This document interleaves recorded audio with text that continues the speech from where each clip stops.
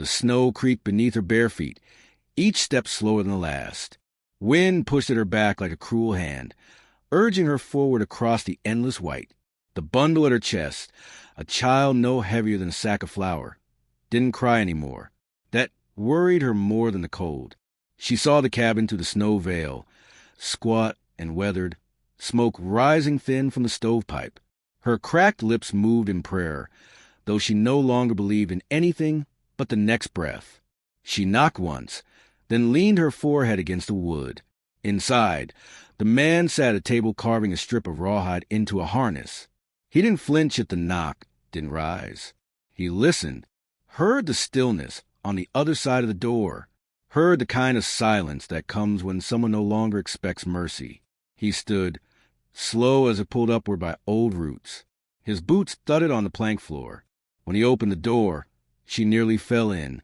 She looked up at him. Mud stained hem, torn bodice, eyes wide and dull like a deer who's seen too much blood. Her voice rasped like wind through a broken flute. "I can warm your bed, milk your cow, clean your rifle if you got one," she said. "Please, just feed my child." He didn't answer, not with words. Just stepped back and let the door fall open. The wind hissed past them both and caught in the fire behind him. She hesitated, perhaps expecting cruelty disguised as kindness, but the weight of her child overruled fear. The cabin was dim, full of quiet and ghosts. She sank near the fire, knees trembling, and opened the blanket. The child's cheeks were gray with cold. She rubbed them, breathed warmth onto his face, then accepted the piece of cornbread he offered without looking her in the eye. He fetched a quilt and laid it on the floor, not beside her, not far either. Then he went back to his chair, carved another stroke into the leather, and said nothing. He was tall in the way mountains were, not proud, just unmoved. A beard grizzled black, and silver ran to his collar. Scars beneath his shirt, she guessed. Scars behind his eyes, she could see. She glanced at his rifle leaning beside the hearth. He noticed, didn't move it. "What's his name?" he asked finally, nodding at the boy. She hesitated, lips twitching. "Dove." His brow lifted just a little. "Don't hear that much. My mama named him, said he looked like peace after war." He grunted, neither mocking nor agreeing. "Yours?" she asked softly. He didn't answer, just carved another stroke. Then another, then set the strap down and stood. He moved the stove, ladled something thick and brown into a bowl, then set it near her. "You eat," he said. "He needs you strong." She blinked hard. A spoon clattered in her shaking grip. She ate, slow, as though she feared it might vanish. The baby nestled against her, barely stirring. "You got a name?" he asked, not looking. She hesitated again. "Too long. People used to call me Wren." "Bird names run in your blood?" "Just what's left of it." He nodded. "Birds know how to run before they learn to sing." She almost smiled at that. Almost. Night fell like a lid on the world. The wind turned crueler, yanking at the shutter. He bolted it shut, then stood still, staring out at the white blur beyond the window, as if it stared back. She bundled Dove against her chest, whispering into his hair, songs from an old life. He didn't wake. "I'll be gone come thaw," she murmured, not looking up. "I didn't ask," he said, "but I will. I just need a place to not die." The fire cracked. He sat across from her again. The silence between them grew comfortable, almost sacred. Then he said, low and even, "This land don't give second chances. But sometimes it don't stop you taking one either." Her eyes met his for the first time. She saw that he'd known hunger too, and grief, the kind that didn't scream or sob, just sat quietly in the chest like a loaded pistol. The cabin groaned in the cold. Somewhere outside, a tree split. She jumped. He didn't. "You sleep," he said. "I'll keep watch." She nodded and curled around her child, eyes never leaving him. He sat with his back to the fire, watching the door, watching her, just a little. As her eyes drifted closed, she whispered, "Thank you." He didn't respond, but his hand rested near the rifle, and for the first time in a long time, it didn't feel like a burden. Outside, the snow fell softer, as if the land were listening. By the time the creek started singing again beneath its ice skin, she had learned the rhythm of his place. Dawn began with the groan of old hinges, the slam of the barn door, the lowing of goats. No words passed between them, only nods, the occasional grunt, the quiet passing of tools. She took to chores like she was born to it, but her hands betrayed her, knuckles raw, nails cracked, wrists too thin for the work. Still, she never complained. Not once. Not when the cold bit. Not when the hay sliced her arms. Only the baby cried. And even he did it softly, as if learning early not to take up too much room.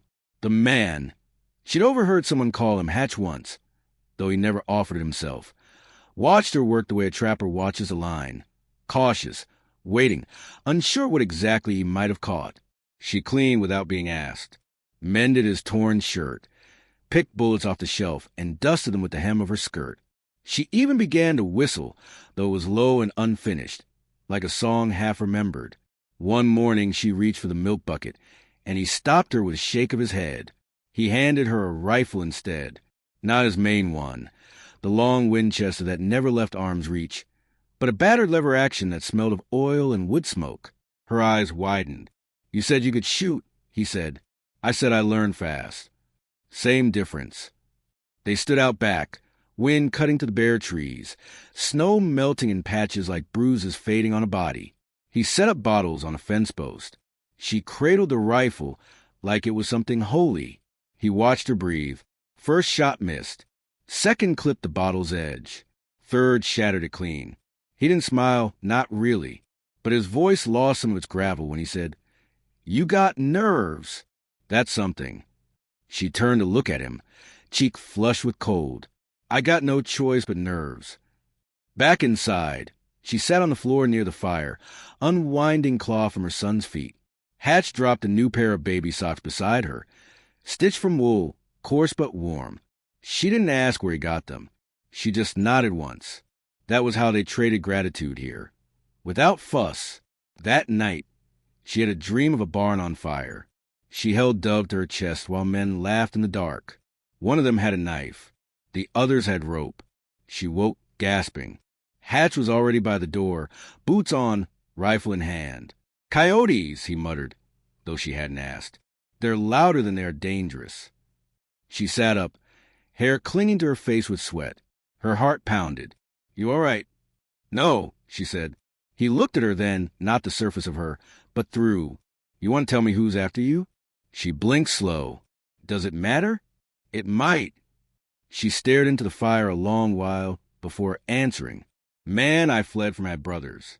One of them gave me Dove. The other gave me a split lip and a boot to the ribs. I killed one, took the child and ran." Silence bloomed between them like a bruise. He finally asked, "And you think they're looking?" "I know they're looking." Hatch sat down on the stool beside the door, lit a pipe. Smoke curled around his head like a noose loosened. "I don't abide men who treat women like cattle," he said. "But I also don't invite bullets." "You want me gone?" "I didn't say that." She nodded, pulled Dove closer. "Then what are you saying?" "I'm saying," he answered, "we've all got ghosts.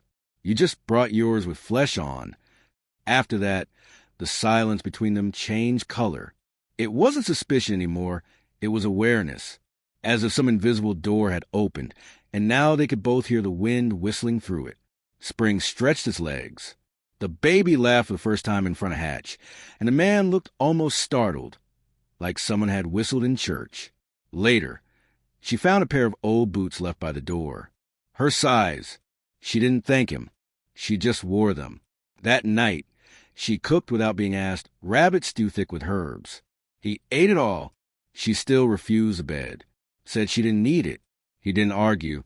One evening, they were fixing a hinge together. She held the lantern while he hammered. Her hand brushed his, and for a moment, neither moved. The sound of the hammer stopped. The creak of the hinge filled the space instead. "I'm not what you think," she said softly. He looked at her, the whites of his eyes catching the lantern glow. "I don't think anything. I see what's in front of me. You see a woman with a past. I see a woman with grit." She looked away. I never asked for kindness. I never offered it, he said, but the lie sat bitter on his tongue. That night, as they sat near the fire, him with his pipe, her with the boy asleep against her breast, he told her about the graves. 3 mounds behind the barn. No names, just stones. My wife and twin girls. Caught fever one winter. I buried them with these hands. Came back inside and didn't speak for 43 days. She didn't say she was sorry. Just let the silence stand between them like a candle in the dark. You think the land forgives? She asked finally. No, he said, but it forgets, if you last long enough. She looked at Dove, then back at him. I don't want to be forgotten. He nodded slowly. Then stay? For the first time, she believed he meant it. The storm rolled in without warning. Thick gray clouds crawling over the sky like spilled ink. Wind clawed at the eaves, and the chickens wouldn't settle. Even the goats paced their pen, agitated and restless. Hatch smelled it before he saw it, the metallic weight in the air, like old blood and burned sage. Storm coming. But it wasn't just weather. Wren felt it too. She stood at the window, arms folded, her child asleep across her back in a shawl she dyed with coffee grounds. She watched the horizon, not with wonder, but with dread. They're close, she said, not turning. I can feel them. Hatch finished checking the lock on the door. You sure? I've been sure for days, she answered. They track like wolves. Give you time to feel safe. Then rip it out from under you. He looked at her then. Not the thin line of her mouth or the twitch in her jaw, but the way she stood, shoulders back. Weight shifted just enough for flight or fight. That kind of stance doesn't come from instinct. It comes from surviving. He handed her a box of cartridges. Storm will cover sound, he said. If they come tonight, I won't hear the hooves. She took the box. I'll hear. The fire snapped in the hearth, and for a moment, the only sound in the world was the wind humming low through the chinks in the logs. Then she said, I never meant to stay this long. He didn't respond. I came here hoping for a night. Maybe 2. Enough to rest my feet, dry out the boy, beg a scrap of meat. That was it. You want to leave? She hesitated. No. He sat down at the table and rubbed at the scar under his collar. Good. Silence again. This time not heavy, just full. She sat across from him, lit a lantern with practiced hands. The baby stirred, nuzzled against her, then fell quiet again. They took everything, she said softly. My father's land, my mama's ring. They used me up and passed me like salt at a table. He didn't interrupt. I killed the one who laughed when I cried. Dove ain't his. I left the real father buried behind a saloon near Elko. The others, they think he just disappeared. But someone saw me ride off. Someone who knew what I'd done. Hatch blew a slow breath through his nose. Then they ain't coming to reclaim. They're coming for revenge. They'll burn this place down to prove I didn't get away clean. He reached for the rifle on the table and began checking the sights. They won't. You sound sure. I got nothing left to lose but you. Her lips parted, but no sound came. She looked down, swallowed, then said, Don't make this about pity. It ain't pity. He stood, moved to the wall, pulled down a heavy coat, and handed it to her. Get your boy ready, he said. We're boarding the windows. They worked through the dusk. He nailed old shutters across the glass, reinforced the door with timber, and scattered caltrops along the narrow path to the barn. Wren hid the boy in the root cellar, wrapped in blankets with a canteen and a tin of jerky. She kissed his forehead 3 times, once for the life she came from, once for the life she almost had, and once for the one she might still build. Then she picked up her rifle and met Hatch at the barn. The sky wept lightning. Thunder walked the ridges like a god with a limp. In the distance, far, but not far enough, horse hooves echoed. 3, maybe 4 riders. She exhaled. They found me. He didn't ask how, just cocked the rifle and said, We hold. By midnight, the air smelled of sulfur and wet dirt. Rain came in thin sheets. From the porch, they saw lanterns moving through the trees, small floating fires bobbing in the dark. You ever shot a man up close? Hatch asked. She nodded once. I remember all their faces. He looked over at her, sodden hair clinging to her cheek, mouth set like iron, and something cracked in his chest. I buried my heart with those girls, he said, and still somehow it found its way back. She glanced at him. Her eyes were different now. No longer just defensive. They were choosing. Don't die on me, she said. I wasn't planning on it. Good. I'm too tired to be tragic. When the first rider emerged from the trees, he wore a wide-brimmed hat and a black duster that clung to him like skin. His horse steamed with sweat. Behind him came two more, thin silhouettes lit by flickering lantern light. One held a shotgun loose at his side. The other chewed a piece of straw, like it was just another Tuesday. Wren raised her rifle. Her finger didn't shake. The lead man dismounted, lifted his hands like some mockery of peace. We come for what's ours, he called. Give the girl up, and we'll let the rest of it burn slow. She ain't yours, Hatch replied, stepping forward. The man squinted. You the one playing house with a whore and her bastard?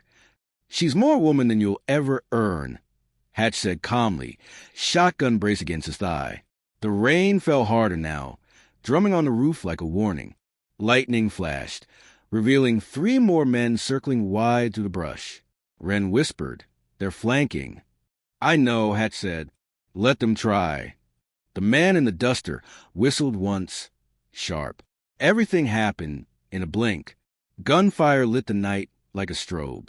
Wren dropped to her belly and took out the man by the barn with one clean shot. Hatch stepped in front of the door and fired both barrels, which splintered. A scream followed. Smoke curled into the wet air.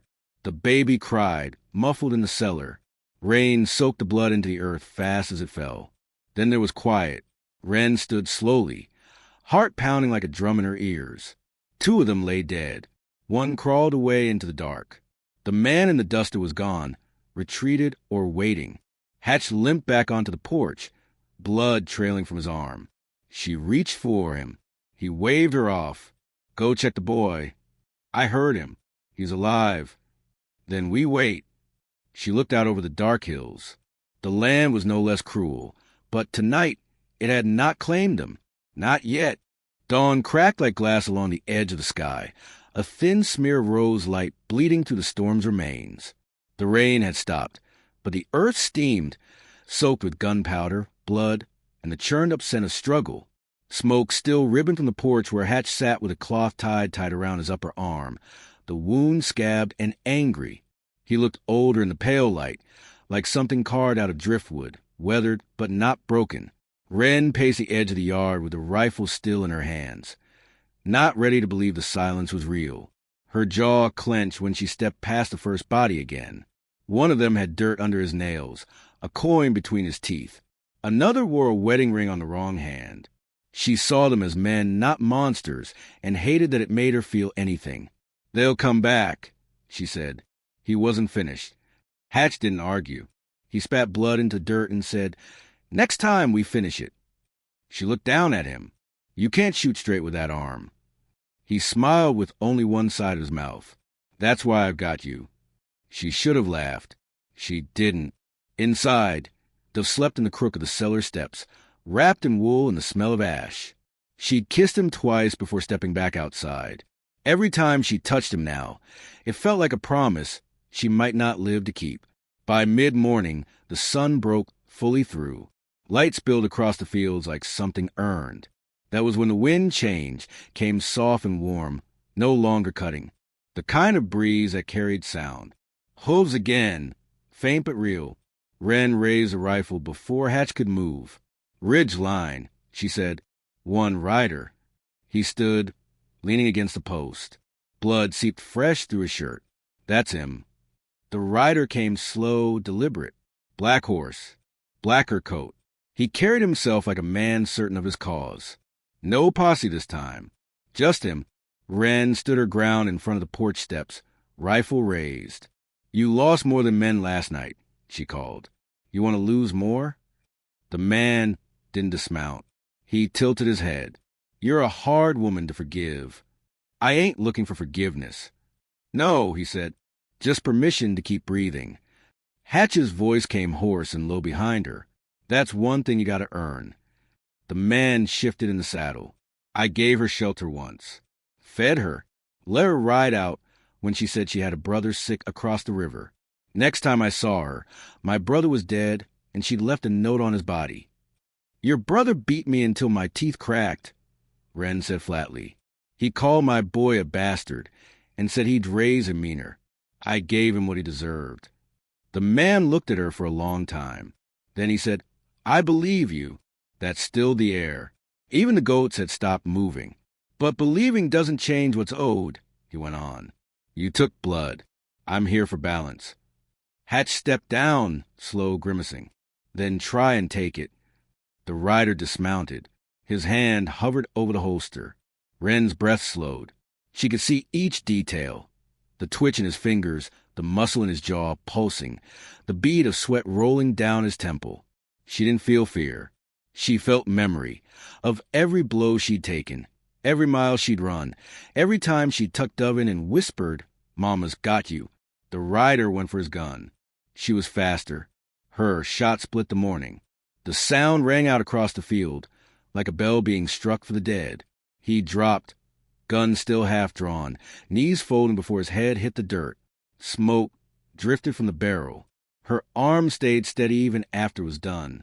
Hatch stared at her like he was seeing something final and holy. She exhaled. The weight didn't lift. Not yet.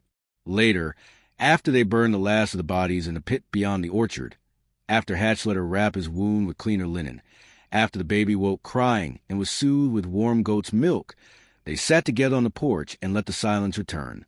He looked at her with something different in his eyes now. Not gratitude, not possession, but recognition. She wasn't his. She wasn't a stray. She was a fire itself. I ain't what most men want, she said, rocking Dov gently. I'm not most men, he replied. She turned to him. You sure you want a woman who kills to keep what little peace she's got left? I want a woman who knows what peace costs. Their hands found each other without asking. Just fingers brushing over calloused knuckles, quiet and sure. Behind them, smoke curled from the chimney again. She'd hung laundry for the first time, blankets and diapers on the line, fluttering like white flags that didn't mean surrender, only survival. The land felt changed, not softened, but aware. It had tested them, and they were still standing. She kissed Dov's forehead. He cooed and reached for the sun. I came here begging for scraps, she said. Now I got soil under my nails and a future I didn't ask for. Hatch reached for her hand again. We'll plant something. We'll build. She nodded. No promises. Just a long breath of someone who had stopped running. The wind blew softer now, full of dust and seed, and the sound of something beginning.